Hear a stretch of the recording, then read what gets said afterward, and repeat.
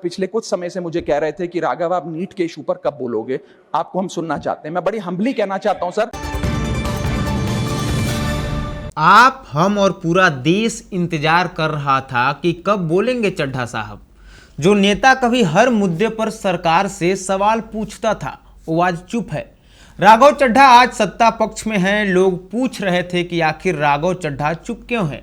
अब खुद राघव चड्ढा ने सदन में इसका जवाब दिया है।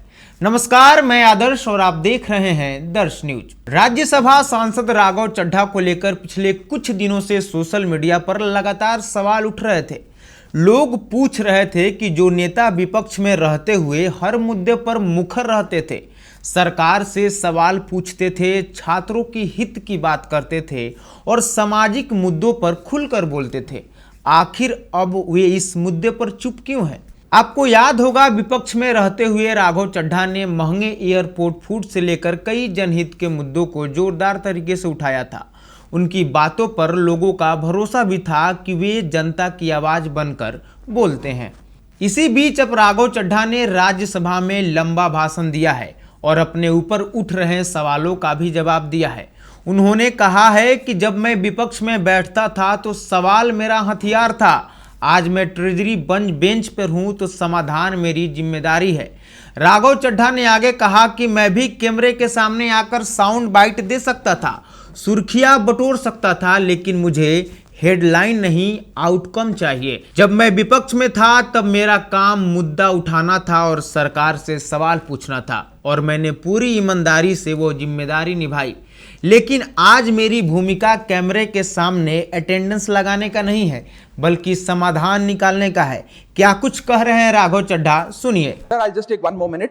सर अंत में मैं अपने वेल विशर्स को भी कुछ कहना चाहूंगा जो पिछले कुछ समय से मुझे कह रहे थे कि राघव आप नीट के इशू पर कब बोलोगे, आपको हम सुनना चाहते हैं। मैं बड़ी हम्बली कहना चाहता हूं सर, जब मैं ऑपोजिशन में बैठता था तब सवाल मेरा हथियार था, आज मैं ट्रेजरी बेंचेस पर बैठता हूं, आज सोल्यूशन मेरी जिम्मेदारी है।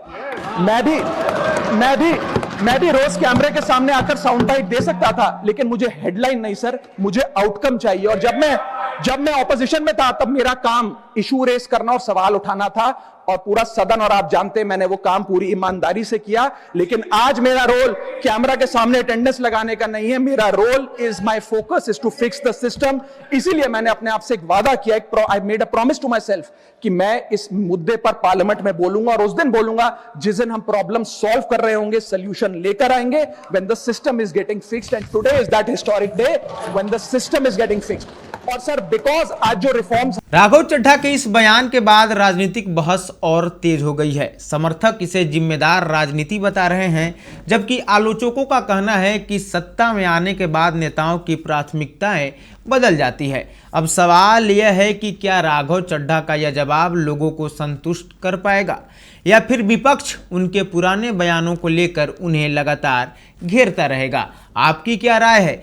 क्या सत्ता में आने के बाद नेता की भूमिका बदल जाती है या फिर उसे पहले की तरह हर मुद्दे पर खुलकर बोलना चाहिए? अपनी राय कमेंट में बताइए।